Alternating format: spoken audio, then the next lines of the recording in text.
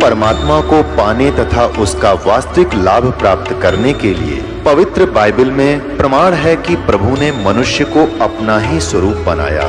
6 दिन में सृष्टि रचकर 7वें दिन विश्राम किया। कुरान शरीफ में प्रमाण है कि हजरत मोहम्मद को खुदा स्वयं कह रहे हैं कि मैंने तुम्हें उस परमात्मा की महिमा बताने के लिए भेजा है। वो परमात्मा कबीर है जिसने 6 दिन में सृष्टि रची तथा 7वें दिन तख्त पर जा विराजा। उसकी खबर किसी बाखबर से पूछकर तो देखो। कृपया अवश्य सुनिए जगत गुरु तत्वदर्शी संत रामपाल जी महाराज के अमृत वचन।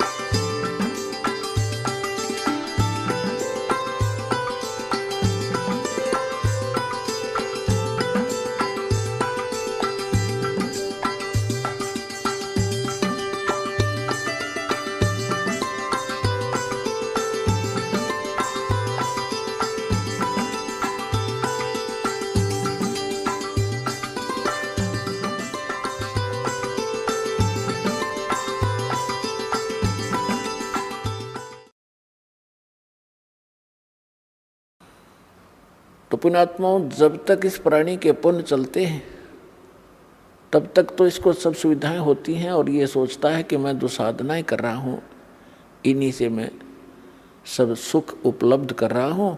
लेकिन अब इस तत्व ज्ञान के पैमाने से इसकी रोशनी में आप देखोगे, फिर आपको पता चलेगा कि जिन गुरुओं को आप गुरु मानते थे और सतगुरु मानते थे वो बिल्कुल नालायक आदमी थे।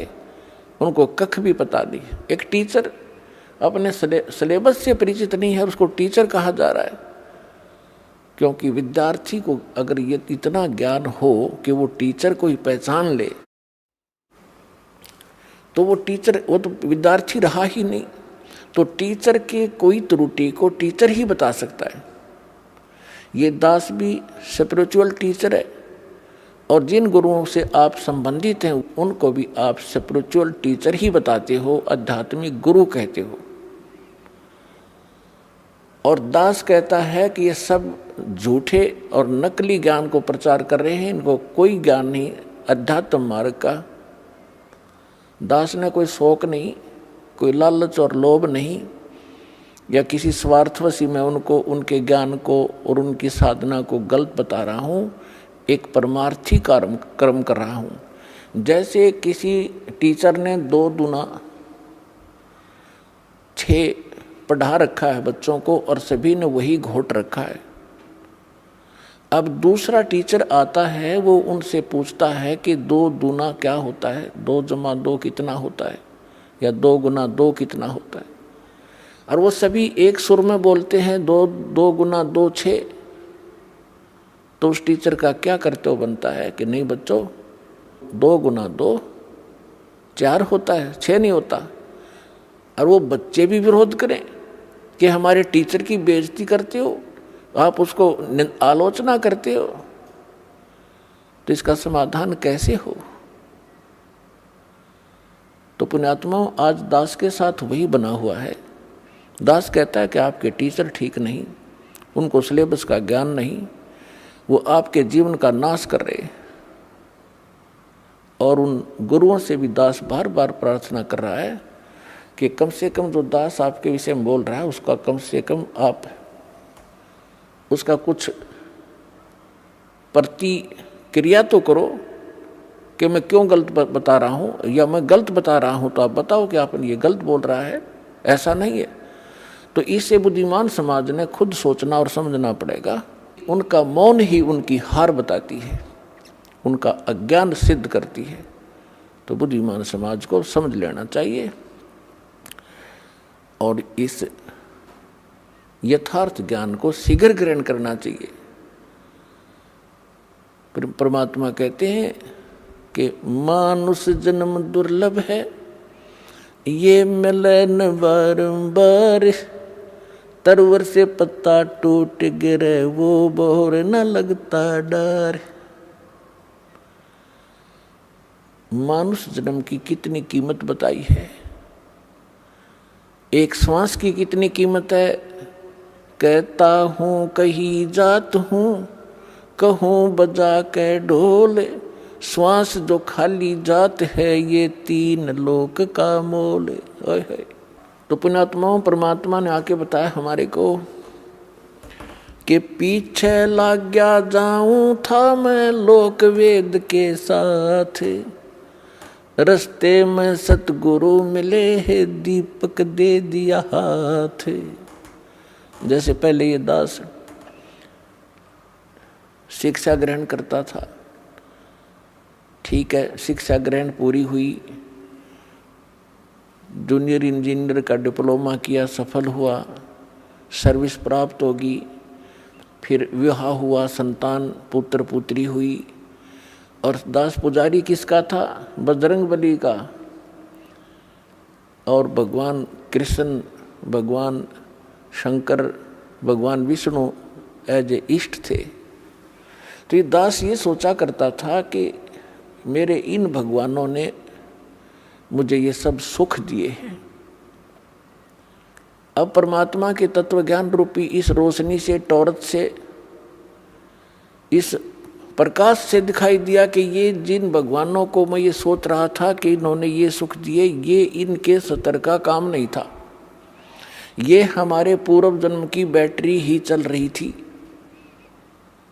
वो संस्कार फल रहे थे। हम लोक वेद के आधार से साधनाएं कर रहे थे, दंत कथा, लोक वेद माने दंत कथा, सुनी सुनाई हियर से स्टोरीज पर हम आधारित थे। वो शास्त्र अनुकूल ज्ञान भी नहीं था और न ही वो साधना थी। इसके विषय में परमात्मा अपने ऊपर ही हमें उदाहरण देकर सुनाते हैं। पीछे लग गया जाऊं था मैं लोक वेद के साथ, रस्ते में सतगुरु मिले दीपक दे दिया हाथ। अब इस दास को सतगुरु मिले, उसमें ये टॉर्च मिली, भटक रहे थे गड्ढों में, अंधेरे में, जिसने जैसा कोई बता दिया इधर चले जाओ, उधर चल पड़े। आगे किसी ने कहा इधर जाओ, ये ठीक नहीं है, उधर चल पड़े। अब हमारे पास मैप भी है और टॉर्च भी है। अब हमारे पास शास्त्र भी हैं, शास्त्र हमारे मैप हैं, हमने जिस मंजिल की ओर जाना है उस पर सब मार्ग हैं। और अब हम उसको देखकर तत्व ज्ञान रूपी इस रोशनी से हम कुमार्ग पर नहीं जाएंगे, सुमार्ग पर ही चलते रहेंगे। तो क्या बताते हैं? मात पिता मिल जाएंगे 184 माह, सतगुरु सेवा और ये बंदगी फिर मिलन की ना। परमात्मा कहते हैं आप जहाँ भी जन्मोगे आपको माता पिता वहीं मिल जाएंगे। पशु योनि में जाओगे वहाँ भी माता पिता मिलेंगे। पक्षी की योनि में आप जन्म लोगे उस शरीर में भी आपको माता पिता मिलेंगे। मानव शरीर प्राप्त करोगे वहाँ भी माता पिता मिल जाएंगे। लेकिन सतगुरु सेवा, सतगुरु सेवा मीन सतगुरु के अनुसार बताई हुई पूजा। सेवा माने पूजा। और फिर वो भक्ति जो गुरु बतावे, सतगुरु बतावे, कहते फेर मिलन की ना।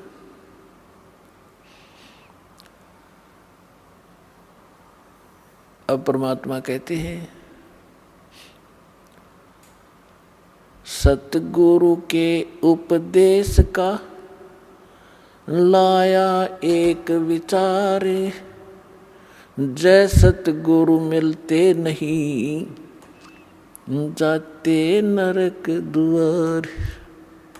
नरक द्वार में दूत सब करते खेचा तान, उनसे कभू ना छूटता, फिर फिरता चारों खानी। चार खानी में भरमता, कभू न लगता पार। सो फेरा सब मिट गया, मेरे सतगुरु के उपकार। परमात्मा ये हमारे जो कबीर साहिब हैं, ये हमारे पिता हैं। ये वो परमात्मा है जिसमें सर्वगुण संपन्न है। त्वमेव माता च पिता त्वमेव, त्वमेव बंधु च सखा त्वमेव, त्वमेव विद्या च द्रविण त्वमेव, त्वमेव सर्व मम देव देव।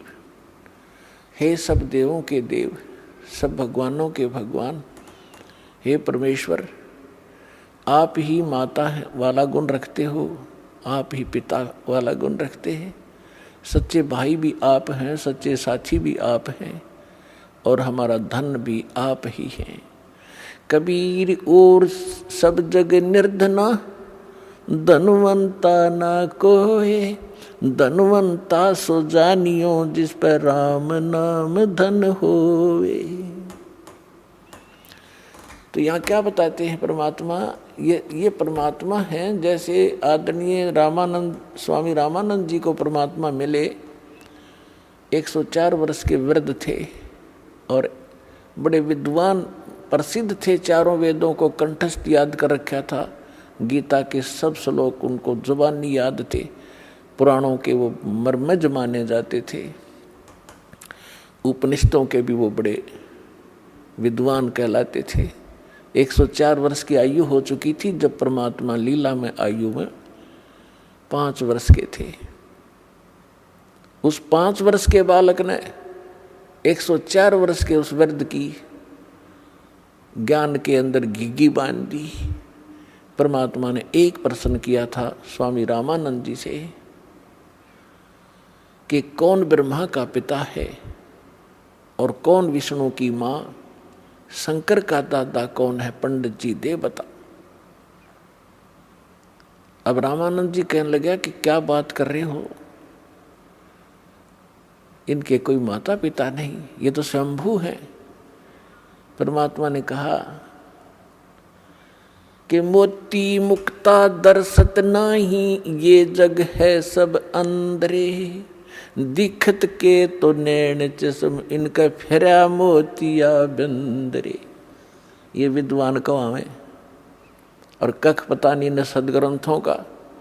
जैसे किसी को मोतिया बिंद का रोग आंखों में हो जाता है, उसकी आंखें स्वस्थ दिखाई देती है लेकिन उसको दिखता कुछ नहीं।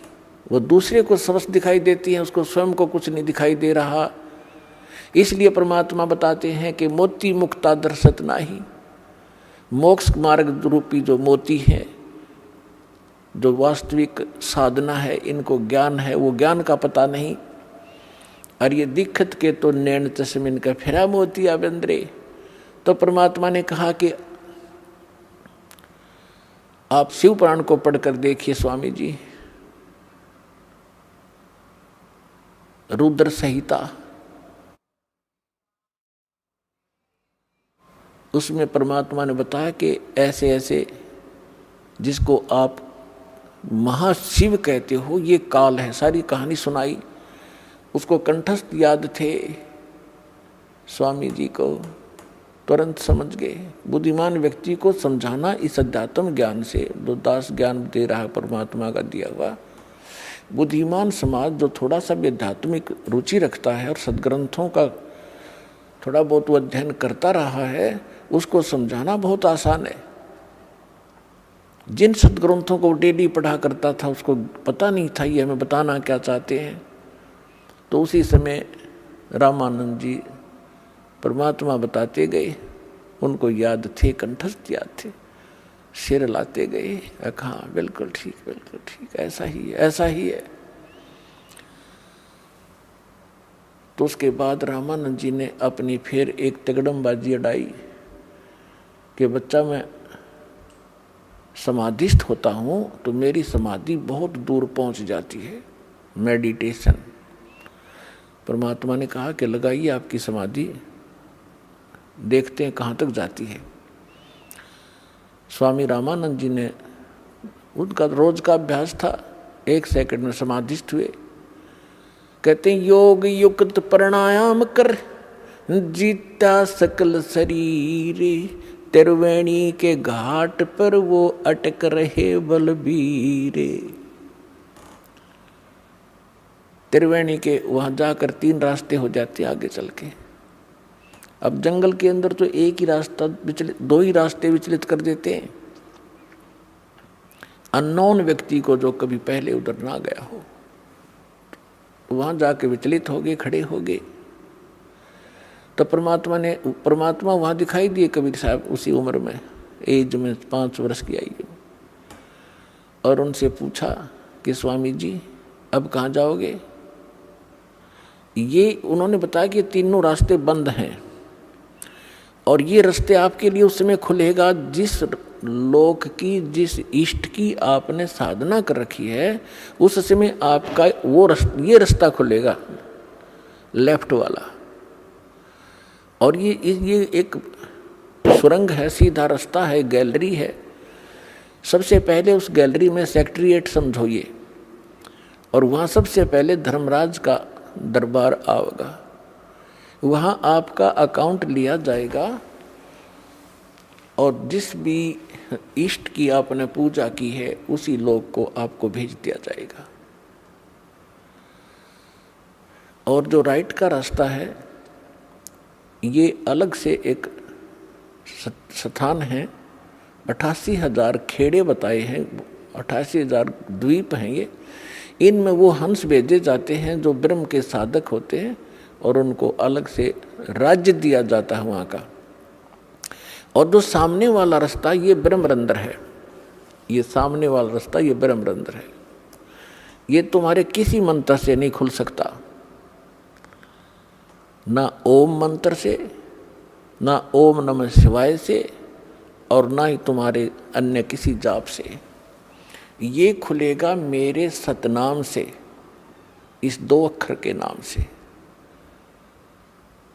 जो मेरे पास वो मंत्र है।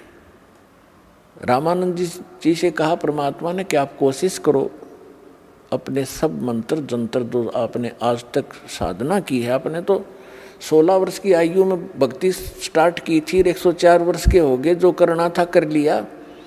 अब प्रयोग करके देख लो आपकी वो साधना कितनी सफल है, सक्षम है। अब रामानंद जी ने सारे जंतर मंत्र कर लिए, वो गेट ना खुला। तो परमात्मा ने कहा मैं खोलूं। श्वास सिमरण किया मालिक ने। वो तो परमात्मा थे, लेकिन हमारे लिए संदेश छोड़ गए कि आपको जो मंत्र दिया सतनाम का, ये एक अनमोल और बहुत पावरफुल है। परमात्मा ने सिमरण किया, सामने का वो बजर कपाट खुल गए। तब रामानंद जी को परमात्मा उसके अंदर से आगे लेकर गए। जिस ब्रह्म को आप निराकार बताते थे, ये सामने बैठा परमात्मा ने दिखा कि वो बैठा, देखो ये है वो तेरा महाशिव। इसको महाविष्णु भी कहते हो, माँ ब्रह्मा भी कहते हो। ये ब्रह्मा विष्णु महेश का पिता है। और ये काल है 1 लाख मानव शरीरधारी प्राणियों को नित खाता है। तुम्हारे को मूर्ख बना के यहाँ फंसा रखा है इसने स्वार्थवश। आपसे संतानों उत्पत्ति करवाता और खाता ये है जैसे कसाई बकरे पालता है, उनकी कितनी केयर टेक करता है, कितनी संभाल करता है। नर और मादा उनको छोड़ देता है इकट्ठे करके, वो समय आने पर संतानों उत्पत्ति करते हैं। और खाता कसाई है या उसको अपने स्वार्थवश बेचता है। यही स्थिति तुम्हारी इस ब्रह्म की है, परमात्मा ने बताया। अब रामानंद जी सब देख रहे हैं, सुन रहे हैं। फिर परमेश्वर उनको 11वें द्वार से पार किया, जिसमें अक्षर पुरुष का लोक प्रारंभ होता है। अक्षर पुरुष के 7 संग ब्रह्मांडों को पार करके परमात्मा पहुंचे 12वें द्वार पर, जहां भंवर गुफा है, और उसको पार करके सतलोक में प्रवेश किया। वहां जाकर क्या देखा रामानंद जी ने कि परमात्मा सत्यपुरुष सिंहासन पर विराजमान है, तख्त के ऊपर। सिर पे चौर, सिर पे छत्र है, एक मुकुट है सफेद, और एक बहुत बड़े मंदिर नुमा गुम्बज के अंदर उसके सेंटर में परमात्मा विराजमान है।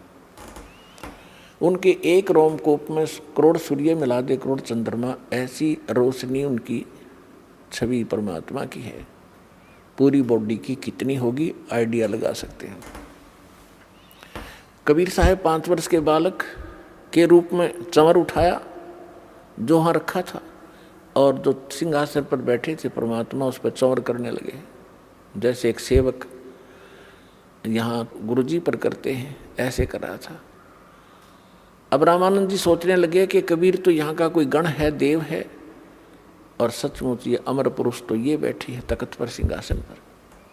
इतने में क्या हुआ, अमर पुरुष दिखाई दे रहे थे, वो खड़े हुए और 5 वर्ष के बालक को करबद्ध होकर संकेत किया कि बैठो भगवान, ग्रहण करो अपना सिंहासन। जब कबीर साहब उस सिंहासन के ऊपर उछल कर बैठे और चंवर वो परमात्मा करने लगे, उस बालक जो अनंत कोट ब्रह्मांड के सिंहासन पर बच्चे रूप में परमात्मा विराजमान हुए, कबीर जी। अब वो वयोवृद्ध स्वामी रामानंद जी कंफ्यूज हो गया कि भगवान कौन सा फिर इनमें। इतने मोते जो मैं शरीर जो परमात्मा मान रहे थे रामानंद जी, वो 5 वर्ष के बालक में समा गए। अकेले कबीर परमात्मा 5 वर्ष के बालक अनंत कोट ब्रह्मांड के कंट्रोलर के सिंहासन पर विराजमान थे।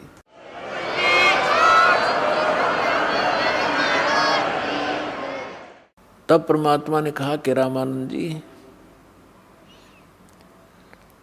हम ही अलख अला हैं, कुतुब गोस और पीरे, गरीबदास खालक धनी, हमरा नाम कबीरे। ए स्वामी सृष्टा में सृष्टि हमारे तीरे, दास गरीब अधर बसू हूँ अवगत सत कबीर। जब परमात्मा ने पहले ये बात वार्ता की थी रामानंद जी से, तो उस समय फिर दोहराई। रामानंद जी गदगद हो गए कि मुझे तो सहज में भगवान मिल गए, और 104 वर्ष का हो गया, मैंने डले ढोए अभी तक। तो परमात्मा ने कहा कि जाओ स्वामी जी वापस जाइए। इतना ही कहा था कि बड़े वेग से स्वामी जी की आत्मा बॉडी में आ गई, और एकदम ऐसे देखा सामने, तो सामने वही सूरत, वही मूर्त, 5 वर्ष का बालक सामने बैठा, चरणों में गिर गया। 104 साल का 104 वर्ष का विद्वान पाक रहा था, बिना ज्ञान के न्यू डले डोआ प्राणी। अब दुनिया में महिमा थी, 1400 ऋषि शेष बना रखे थे जो उसके ज्ञान का प्रचार किया करते थे। अपने आत्माओं ब्राह्मण वही होता है, कहते ब्राह्मण सोए जो ब्रह्म पछाने। और परमात्मा के चाहने वाली आत्माएं समाज नहीं देखा करती। जो समाज की तरफ देख कर चलेगा वो भक्ति नहीं कर सकता और न उपलब्धि हो सकती। एक तरफ तो पूरी प्रभुता, स्वामीपना उसका, 1400 ऋषि उसके चरणों में दंडोत प्रणाम करें और जनता उनका ज्ञान सुने, और एक तरफ भगवान खड़े। भगवान किस रूप में? जुलाही रूप में, धानक शूद्र रूप में, और वो उस समय की स्वर्ण जाति ब्राह्मण वर्ण में। और ब्राह्मण लोग तो कपड़ा भी नहीं लगने देते थे शूद्रों का।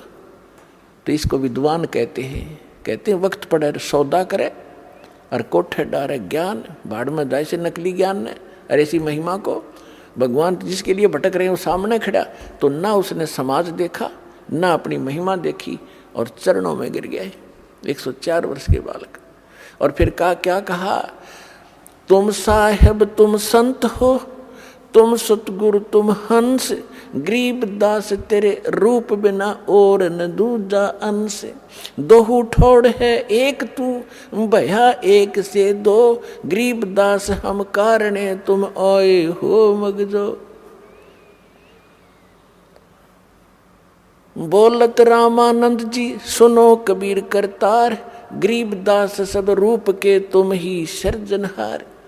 अब गरीबदास जी का नाम इसमें इस प्रकार आता है जैसे तुलसीदास जी ने रामायण दोबारा लिखी यथार्थ, तो तुलसीदास जी का ऐसे नाम आता है। ऐसे गरीबदास महाराज ने परमात्मा से परिचित होने के बाद सचखंड सतलोक को आंखों से देखने के उपरांत परमेश्वर की वो महिमा पूरब की और वर्तमान की वो सभी बोली लिखवाई, इसलिए उनका नाम इसके साथ चलता है। तो दास ये कहना चाह रहा था कि परमात्मा एक अच्छे, रामानंद जी कहते तुम साहेब तुम संत हो, तुम सतगुरु तुम हंस, तुम साहेब परमात्मा तो आप हो ही हो, अब तो स्पष्ट हो गया, और तुम सतगुरु भी आप ही हो, सच्चा ज्ञान आपके पास है। सतगुरु अपनात्मा, सतगुरु की जो परिभाषा होती है उससे हम अपरिचित थे। हम किसी ऐसे अरे खैरे कर सतगुरु लगा लेते थे, ये सतगुरु, और जिनको ज्ञान कख भी नहीं, सतगुरु वैसे ही होते हैं। तो यहाँ रामानंद जी कहते हैं आप हो सतगुरु, जगत गुरु। जगत गुरु का अर्थ ये होता है कि पूरे विश्व को यथार्थ ज्ञान देने वाला, सक्षम, देने में सक्षम हो, उसको जगत गुरु कहते हैं। तो यहाँ रामानंद जी कहते तुम साहेब तुम परमात्मा हो, तुम सतगुरु, और तुम साहेब तुम संत, आप संत भी आप ही हो, और एक हंस के अंदर जो भक्त में जो गुण होते हैं, होने चाहिए मालिक, वो भी आप ही में है। अपने आप को परमात्मा दास कहा करते थे, कबीर दास, कबीर दास, और अधीन रहा करते थे। कोई बुरा कहता था, भला कहता था, कभी किसी से अक्षुब्ध नहीं होते थे। तो कहने का भाव है दास का कि परमात्मा अपने आप पर ही सभी वाणी बोलकर हम भोली आत्माओं को समझाना चाहते थे। तो क्या बता रहे हैं, सतगुरु के उपदेश का लाया एक विचार, जय सतगुरु मिलते नहीं तो जाते नरक द्वार। ओए होए, अपना आत्माओं भविष्य के दुखों का हमें ज्ञान नहीं, क्योंकि हम अध्यात्म ज्ञानहीन हो गए, और जिन को हम सतगुरु गुरु मानकर जिनका शरण लिए हुए थे उनको आप कुछ पता नहीं, वो अपने जैसे आप जैसे ही बस नॉलेज रखते थे। तो यहाँ क्या बता रहे हैं कि भविष्य में कितने कष्ट होते इस प्राणी पर। 84 लाख के प्राणियों के शरीरों में आप झांक कर देखो, एक का शरीर झांक लो किसी कुत्ते गधे सुअर का। आज आप क्या खा पी रहे हो, आप कैसे रह रहे हो, आप कितनी सुविधाएं प्राप्त किए हुए हो। और यदि सत भक्ति नहीं की, सतगुरु मिले नहीं, तो सतगुरु मिले बिना भक्ति नहीं हो सकती। तो फिर आपके ऊपर कितना कहर टूटेगा, आपका जीवन नाश हुआ, आपके पूर्व के पुण्य का नाश हुआ, और आगे आपके साथ के बनेगी। अब परमात्मा ने आके हमें बताया है। अब देखिएगा एक कुत्ता, अब उसकी दिनचर्या देख लो एक दिन की, वही पर्याप्त है। सारी रात गली में बैठा रहता है, सर्दी होती है, वर्षा होती है, ओले गिरते हैं, शीत लहर चल रही होती है, गर्मी चल आती है, और फिर सुबह सारी रात भौंकता है कि उसमें गुण ऐसा है, बेमतलब बकवाद करण की आदत है, हमारी अब भी है, तो मरने के बाद कोई किसी योनि में जाएंगे वहां भी यही स्वभाव रहेगा। सारी रात भौंकेगा, भूख लगती है, सुबह उठते ही कहाँ चलेगा, किसी का दरवाजा खुला और दाव लगा के सीधा कहाँ पहुंचेगा, रसोई की तरफ भागेगा जहां उसको महक आ रही होगी। अब उसको रसोई में कौन घुसने देगा अफलातून को, जब तो भगत मनुष्य जीवन खो दिया बकवाद करके, गुटी सूटी ला के, सुनी नहीं किसी संत भगत की। तो फिर वहां से उसको भगाया जाता है, नहीं भागता तो उसका लठ मारेंगे। अब लठ लगते ही वो फिर काफी देर तो चिल्लाएगा गली में खड़ा होके, फिर दूसरे दरवाजे की तरफ चलेगा, शायद यहाँ कुछ बात बन जाए। वहां उसकी किस्मत है, उसका लठ मिले, कोई टोक मिले। यदि वहां भी डंडा लग गया तो सीधा बाहर भागेगा जंगल की ओर, और वहां क्या खाएगा, टट्टी खाएगा जाकर। वो पुणात्माओं, परमात्मा हमें याद दिलाना चाहते हैं, कबीर ये माया अटपटी, सब गट आन अड़ी, किस किस ने समझाऊं या कुएं भांग पड़ी। इस काल ने मनुष्य जीवन में इस जीव का इतनी भांग प्या दी, मान बढ़ाई की, समय पर टूक मिल गए, कोई ठीक बंगलाकार होगी, कोई पोस्ट होगी, अफलातून पाक गया। बिना ज्ञान के बकवाद है सारी। और जिस दिन इस तत्व ज्ञान की रोशनी से वो देखेगा अपने भविष्य के इतिहास को, कलेजा हिल जाएगा मानस जीव का। तो ये ज्ञान सतगुरु बिना नहीं बताया जा सकता। और सतगुरु या तो स्वयं परमात्मा ही होते हैं कबीर साहब, या उनका कृपा पात्र, उनका दास विशेष ही होता है। नहीं तो ये कितने दिन हो गए कबीर पंथ में लाखों की संख्या में गुरु हैं और करोड़ों की संख्या में अनुयायी हैं, कोई विकार छोड़ रहा नहीं, किसी का कोई भाव ठीक नहीं, आम इंसान से भी सतर गिरा हुआ इन लोगों का। चाहे कोई किसी भी पंथ को देख लो आप, तो भक्तों के लक्षण जारे होते हैं, उनकी क्रियाओं में भी अंतर होता है, उनके स्वभाव में परिवर्तन होता है, वो सतगुरु बिना नहीं होता। तो अब इस दास को भेज दिया भगवान ने, अपना वही सारा अन्वेषण दे के यथार्थ ज्ञान दे दिया, और सिर पर पंजा उस परमात्मा का दास के साथ रहता है। तभी हम सफल हो रहे हैं। एकदम सबके विपरीत ज्ञान, और जिस लाल को हमने रिजेक्ट करके कौड़ी समझकर कूड़े में डाल रखा था, आज उस कौड़ी को जो हम कौड़ी मानते थे वो लाल था, लाल को लाल सिद्ध कर रहा है। यानी कबीर को भगवान, भगवान को भगवान सिद्ध करने में इतना कठिनता आ रही है दास को, और जो भगवान नहीं थे उनको हम दंत कथा लोक वेद के आधार से सहर्ष स्वीकार किए बैठे थे। तो इतना विरोध, भयंकर विरोध हो रहा है, और उसके बाद हम सफल हो रहे हैं, क्योंकि सत्य के सामने असत्य के पैर नहीं होते, वो ज़्यादा समय टिक नहीं सकती। तो परमात्मा ने अपने बच्चों तक इस ज्ञान को पहुंचाना है। पहले उस काल ने अपना जो कहा था कि मैं ऐसे ऐसे करूंगा, उसने सारा कुछ कर लिया। अब परमात्मा ने भी कहा था कि जब कलयुग 5500 वर्ष बीत जाएगा तब मैं फिर से अपना एक दास भेजूंगा या स्वयं आऊँगा, और फिर तेरे सारे जितने दाव पेच से सब काट दूंगा, कटवा देंगे। जैसे काल ने दाव लगाया था कि पहले मेरे दूत जाएंगे और सबको मिसगाइड कर दूंगा, करवा दूंगा, उल्टे ज्ञान पर आधारित करवा दूंगा। पहले अंश हमारा जाई, पीछे अंश तुम्हारा आई। 12 पंथ करूं मैं साजा, नाम तुम्हारा ले करूं आवाजा। 12 पंथ नाम जो ले ही, सो हमरे मुख आन समोही। जाओ जोग जीत संसारा, जीवन माने कहा तुम्हारा। जीव तुम्हारा कहा न माने, हमारी ओढ़ हो बाद बखाने। और अनेक पंथ चलाऊं, या विद जीवों को भरमाऊं। तब परमात्मा ने कहा था कि तू कर लेना जो तूने करना है। फिर हमने धर दिया समय, हमने ये ठीक रख दी, जब कलयुग 5500 बीत जाएगा फिर हम आएंगे या अपना कोई दास भेजेंगे। दास भेजा है तो परमात्मा साथ है, तो वो ही समझो साथ ही है, उनकी कृपा से सारा कुछ हो रहा है। तो परमात्मा ने कहा था, मालिक को मालूम था कि जब तक ये काल के दूत इन्होंने जो भी ज्ञान प्रचार करना है, ये उसका ढोल पीट चुके होंगे।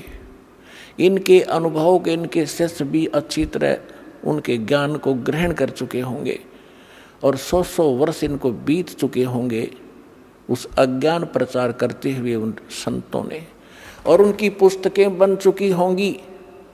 तब मेरा दास जाएगा और उनको सदग्रंथों से मिला के दिखावेगा। तो परमात्मा के बच्चे उन दोनों की तुलना को देखकर तुरंत उस नकली को रिजेक्ट करके हमारे पास आ जाएंगे। परमात्मा ने ये दाव पेच रखा था। इसलिए धर्मदास जी से कहा था, धर्मदास मेरी लाख दुहाई, ये मूल ज्ञान अभी कहीं बाहर ना जाए। जो मूल ज्ञान है ये दास बता रहा है। इस दास के अतिरिक्त या उन महापुरुषों को जिनको परमात्मा मिले, ये मूल ज्ञान नहीं दिया, ना ही ये मूल मंत्र दिए, नहीं तो इन नकली पंथों के हाथ ये मूल ज्ञान और ये मूल मंत्र होते लग जाते तो ये भी यही ज्ञान और यही मंत्र देते रहते, और वो अधिकारी थे नहीं, उससे लाभ होना ही नहीं था, जिस कारण से इस मानव का बहुत विनाश हो जाता। और परमात्मा ने सबसे प्रतिज्ञा करा ली थी, जिसको भी ये मंत्र दिए थे, जैसे आदरणीय धर्मदास साहिब जी को, आदरणीय मुल्कदास साहिब जी को, आदरणीय दादू साहिब जी को, आदरणीय नानक साहिब जी को, आदरणीय गरीबदास साहिब गांव छुड़ानी जिला जज्जर वाले को, आदरणीय गीसा दास साहिब जी गांव खेखड़ा, अब जिला बागपुर हो गया, बताओ बागपुर। इन सबको ये मंत्र भी दिए थे, ज्ञान भी दिया था, लेकिन इनको प्रतिज्ञा करा दी थी कि कहीं नहीं जाए, या भी ज्ञान किसी को नहीं बताना, और ये सतनाम और सारनाम के तो छींट भी नहीं लगने देना तुमने किसी का। तो यही कारण था कि इन महापुरुषों ने इसको बहुत छुपा के रखा। अब इस दास को दिया है भगवान ने। तो ये थी, बीच में परमात्मा को मालूम था कि इन्होंने जो कुछ कहना सुनना ये कह चुके होंगे, और जब मेरा दास जाएगा, और ये टेक्निक आप देख रहे हो, टीवी और ये इंटरनेट अभी 10-12 वर्ष से ही ये पनपे हैं, इससे पहले नहीं थे, क्योंकि ये प्रोजेक्टर वगैरह बनवा के परमात्मा ने अपना ज्ञान अपने बच्चों को देना था, उससे पहले आपको शिक्षित किया। आज हम सफल हुए हैं इस शिक्षा के कारण, और हमारी गिरावट आई है नैतिकता में तो भी शिक्षा के कारण।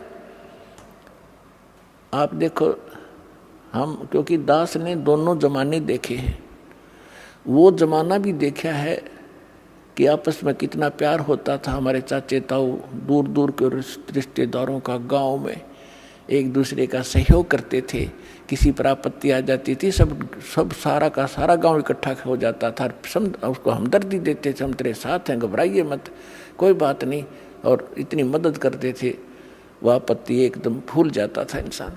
और आज सोचा यूँ मर जाता बढ़िया जल्दी पड़ोसी, और अपने आप को पता नहीं क्या बना लिया, 2 अक्षर सीख लिए, कोई अफसर लग गया, और कल मृत्यु हो जाएगी, गधा बनेगा। वो दुख नहीं दिखता इस अध्यात्म ज्ञान के अभाव से। तो इस अध्यात्म ज्ञान से हमारी वो मोतियाबिंद समाप्त होगा, जिसके कारण हम बकवाद कर रहे हैं, और एक जीव अपने आप को यहाँ पता नहीं क्या मान बैठा है। तो जीव को अपनी औकात का पता लगे, फिर किसी भी पोस्ट पर रहे वो दास बनकर रहेगा, और जिस कारण से उसके कर्म नहीं बिगड़ेंगे। आज आप देख रहे हो, किसी ऑफिस में जाइए, किसी भी ऑफिस में जाइए, कोई ABC कोई कमी नहीं रही किसी की भी। और हमने दास ने उसको भी देखा है, नौकरी करके भी देखा है, वहाँ के लोगों का व्यवहार विचार भी देखा है। तो वहाँ की उसको देखकर हम गांव के व्यवहार से तुलना करता था दास उस समय भी, कि देखो यहाँ और वहाँ में कितना दिन रात का अंतर है, उन लोगों की कैसी वृत्ति है, कैसा व्यवहार है। एक पैसा कमाना एम है, ना इज्जत करते हैं किसी बड़े छोटे की, बस वो ऐसी बिजली गिर गई। तो कहने का भाव ये है, पुण्यात्मा, जब ज्ञान होगा और भक्त बनोगे, आत्मा में डर होगा परमात्मा का, और सामने वाला भी परमात्मा का बच्चा है। और जैसे किसी अफसर के बच्चे को एक नौकर गलत बोल सकता है, उसको गलत व्यवहार कर सकता है, उसको जिसने भांग शराब पी रखी हो वो कर सकता है, लेकिन फिर उसको सजा भी भोगनी पड़ेगी। तो इस प्रकार हमने अकाल की भांग पी रखी है, और हम अपने ही भाई अब इस परमात्मा के बच्चों को सताते हैं छोटे बड़े होकर के। तो इससे आपको डर बनेगा, सच्चाई से परिचित होगे, और चींटी से लेकर हाथी तक और रंग से लेकर राजा तक ये जीव हैं सभी, ब्रह्मा विष्णु महेश तक भी जीव हैं। और कुछ पिछले पनों से थोड़ा सा कोई ऊपर उठा हुआ है तो वो तो ऐसा है जैसे वर्षा के दिनों में चींटियां होती हैं पंखों वाली, और वो पंखों वाली चींटियां उड़ जाती हैं, शेष चींटियां वहीं बैठी होती हैं, वो सोचती हैं तो भगवान बन गई, और पता नहीं कहाँ देवताओं तो मिलकाती होगी। और फिर रात में जब बल्लभ जगते हैं वो उड़ के जाती है, उस बल्लभ का टक्कर मार मार कर या दीपक के अंदर पड़ कर जल कर मर जाती है, या बचती है तो उसकी पाँख कट जाती है, वो कीड़ी की कीड़ी घिस रही होती है वहाँ पर। तो आज तो ये ब्रह्मा विष्णु महेश और देव और यहाँ पर मंत्री मुख्यमंत्री या अफसर बने हैं, ये उन चींटियाँ जैसे समझो जिनका पाँख उगेगी और ये पाँख कटेंगी एक दिन। कोई रिटायर हो रहा हो ना, कोई अफसर उससे मिलकर देखिए पार्क में जाके, अब उसकी वो पाँख कट गई, अब वो घिसट रहा है वहाँ पर। तो हम फिर इस भगवान के ज्ञान से पहले ही समझ जाएंगे कि हम क्या है। बेशक हमारे पंख होंगे यानी अफसर होंगे, लेकिन हम बकवाद नहीं करेंगे। इस ज्ञान के अभाव से हम अपना कर्म फोड़ रहे हैं, कर्म बिगाड़ रहे हैं। तो ज्ञान होगा तो डर होगा, डर होगा तो बचाव होगा।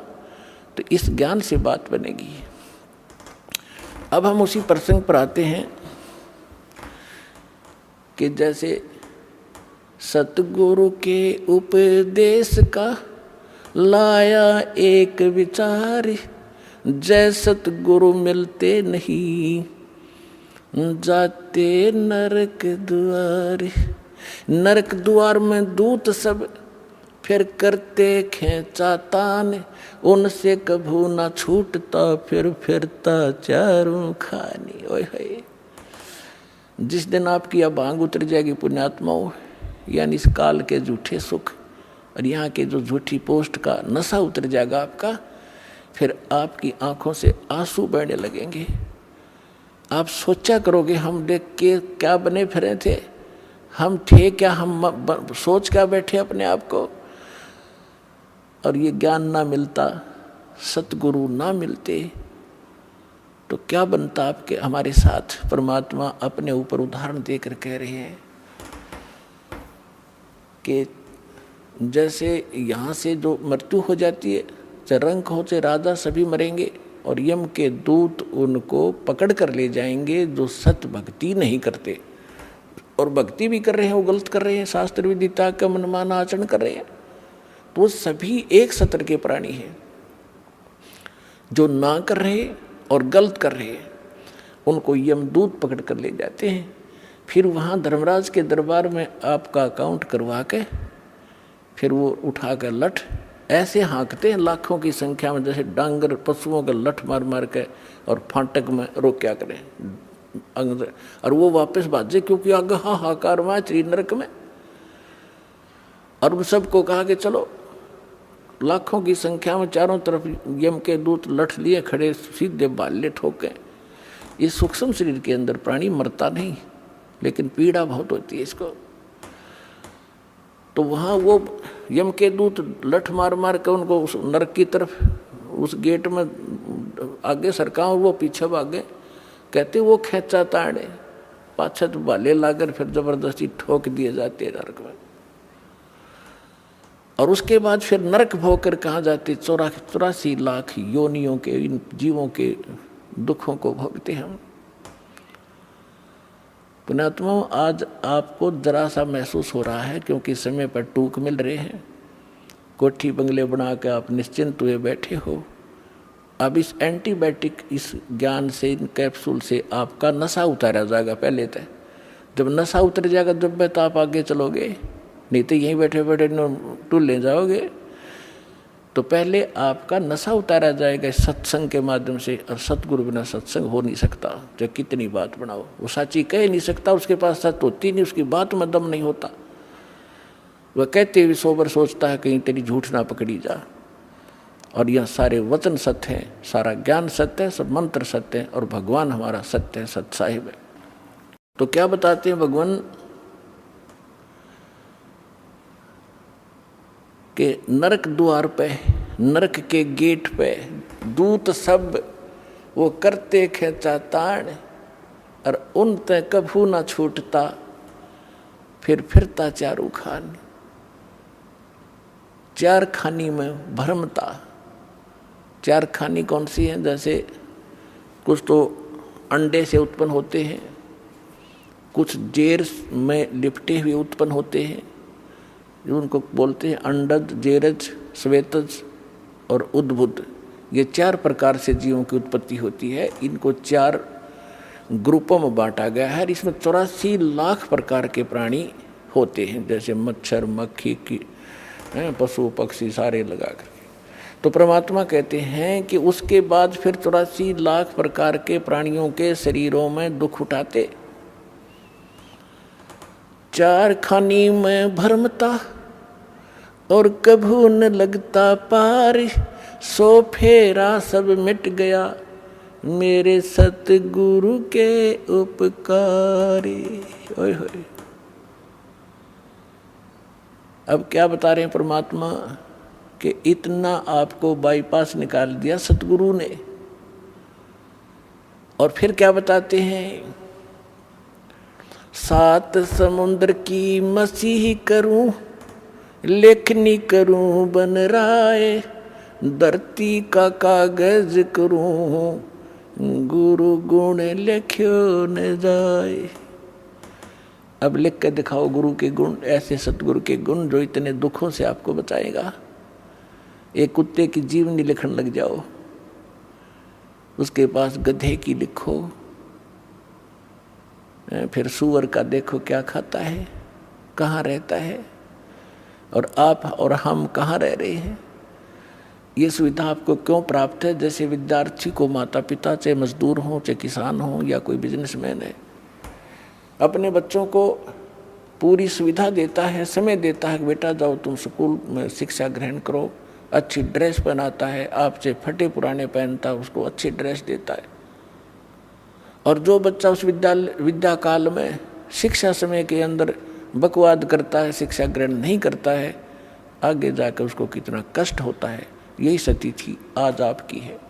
जिनको मानव शरीर प्राप्त है वो उस विद्यालय में प्रवेश प्राप्त हैं जिसमें मोक्ष हो सकता है, मोक्ष होता है। यानी भक्ति के लिए आपको ये ड्रेस अलग से मिली है, ये सुविधाएं मिली है। और जो इन सुविधाओं का दुरुपयोग करता है, कोठी बंगले बनाने में अपना जीवन नाश कर रहा है, और यहाँ के ड्रामाबाजी करके ब्याह शादियों में अपनी शान और शौकत दिखाता है, वो महामूर्ख व्यक्ति है इस भक्ति के मार्ग में। समाज से कुछ भी करो, लेकिन भगत के लिए ये बिल्कुल अलाउड नहीं है। अध्यापक इस विद्यार्थी के लिए, विद्यार्थी सिनेमा देखे, शराब पीवे और ताश खेले, सारा दिन बकवाद करे, अपना उद्देश्य नहीं कर रहा है, तो विद्यार्थी बेशक है लेकिन वो उद्देश्य से भटका हुआ। तो ऐसे वो दशा उस व्यक्ति की है जो मनुष्य शरीर प्राप्त करके सत साधना नहीं करते। तो यहाँ क्या बताते हैं परमात्मा, 7 समुद्र की मसी करूं, लेखनी करूं बन राय, धरती का कागज करूं, गुरु गुण लिख्यो न जाए।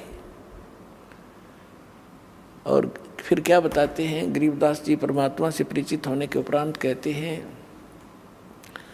सतगुरु के सजदा करूं, कर्म छुटाए कोटि, जो ऐसे सतगुरु की निंदा करे, जम तोड़ेंगे ओठ। के सतगुरु के सजदा करूं, ये पाप छुटाए कोट, करोड़ों पापों से बचा दिया हमारे को। अब सारा दिन आपका कैसा शेड्यूल बना दिया भगवान ने। पुण्यात्माओं देखो, विद्यार्थी का जो सिलेबस है उसने कंप्लीट करना पड़ेगा, तभी वो सफलता पाओगा। आपको जो सुबह दोपहर शाम की जो नित्यनेम दिए हैं वो करने, फिर मंत्र बताया है, प्रथम मंत्र, फिर द्वितीय मंत्र, आपका कितना बिजी शेड्यूल हो गया। और फिर अपना काम भी करो जो निर्वाह के लिए। और पहले हम निर्वाह के काम में सारा ही डिवोट कर रहे थे, सारा जीवन लाए बैठे थे, और फिर भी हानि जो की तू, जो लाभ होना वो हो ही रहा, संस्कार का हानि हुई वो भी होगी। और जब हानि होती थी, सारा दिन धंधा करते करते भी नुकसान हो रहे थे, फिर कहाँ जाते थे कि फलाने के पास चलो जंतर मंतर करवाओ। जब वो जंतर मंतर क्या, भगवान की कोई साधना बताओगा।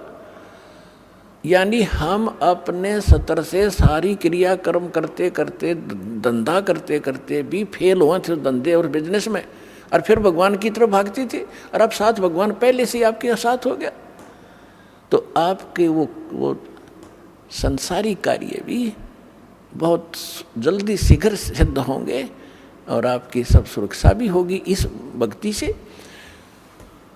तो यहाँ क्या बताते हैं कि सतगुरु के सिजदा करूं, कर्म छुटाए कोट, अब ना जाने समय को आप कहाँ बर्बाद करते, कहाँ ताश खेलते या राजनीति की बतलाते, अटपट करके कोई लेना एक ने देने दो, या किसी की चुगली करते हो, फलाना ऐसा है, दकड़ा ऐसा है, उसने ऐसा कर लिया, फलाना कर लिया। इतना समय नहीं आपके पास।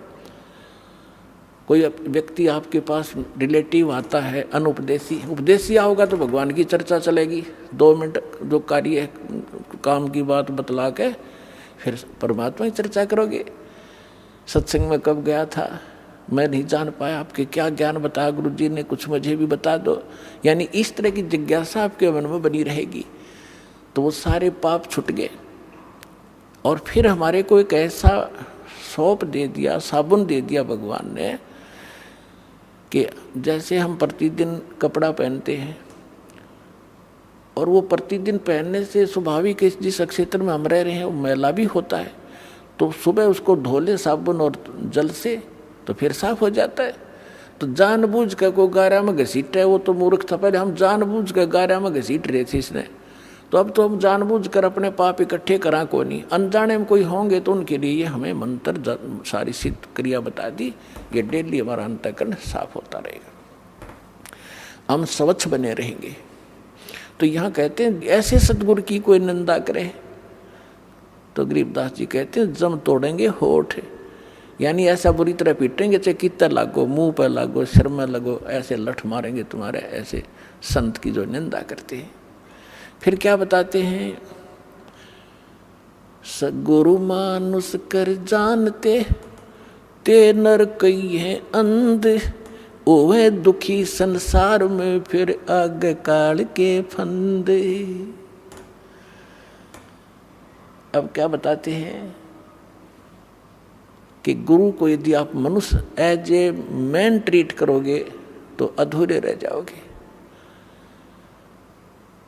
जैसे पुण्यात्माओं, एक गणित के अंदर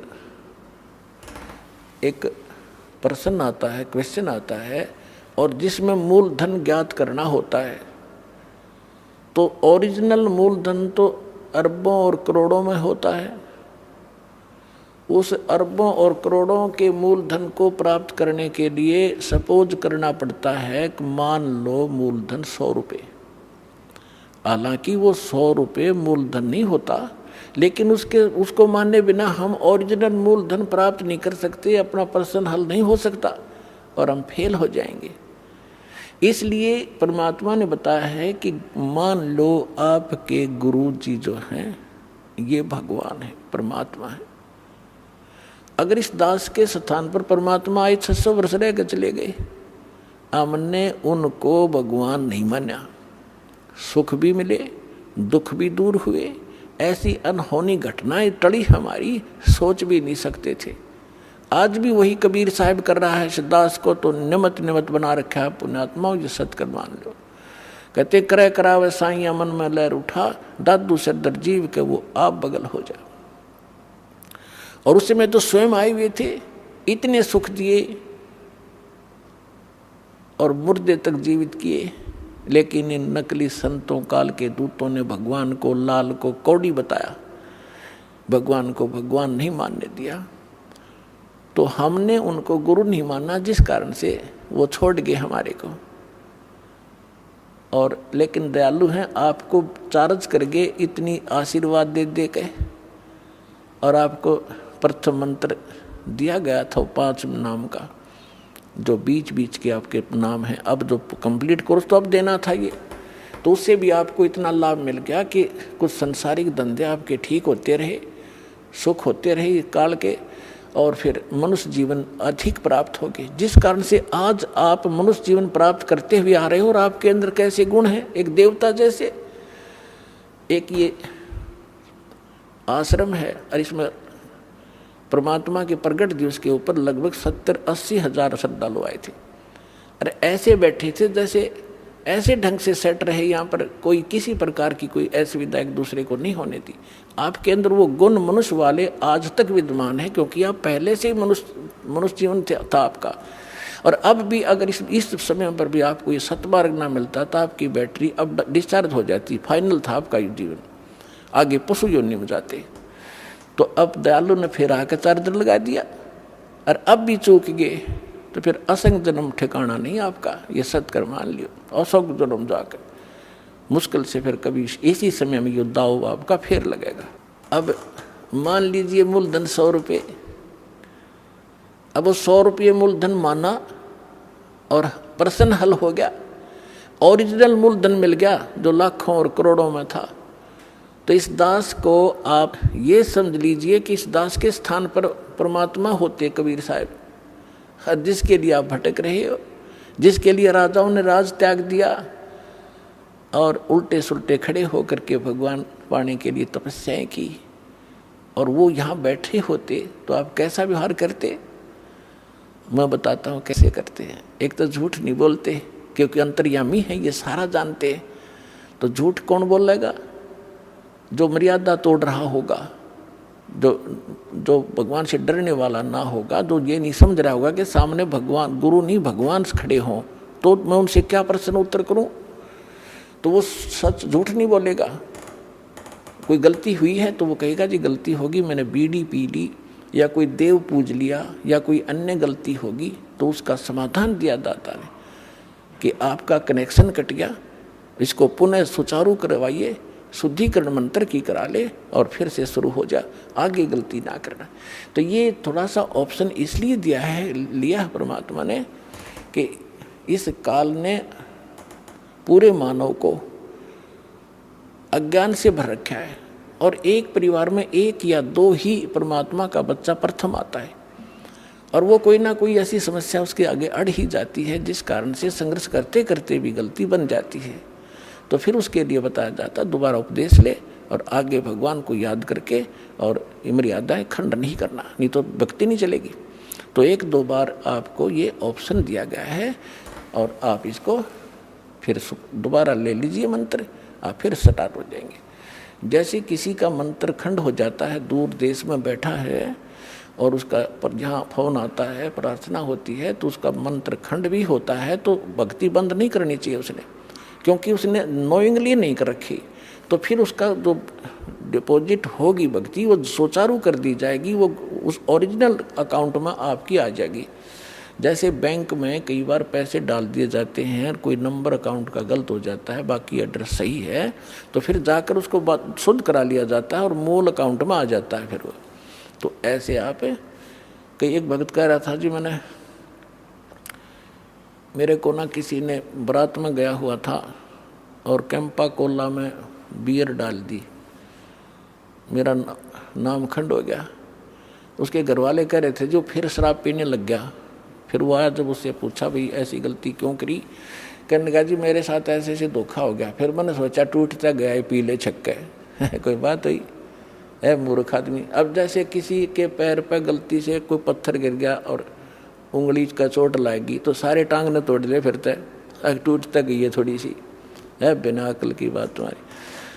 तो उसको ऐसा नहीं करना चाहिए। वो खंड आपने किया नहीं, किसी कारण से हो गया तो वो खंड भी नहीं होता ऐसे। अगर किसी ने आपके साथ धोखा किया है तो आपका नाम खंडित नहीं हुआ। फिर भी शंका बनी है तो सुचारू करवा लीजिए, वो कोई दिक्कत नहीं।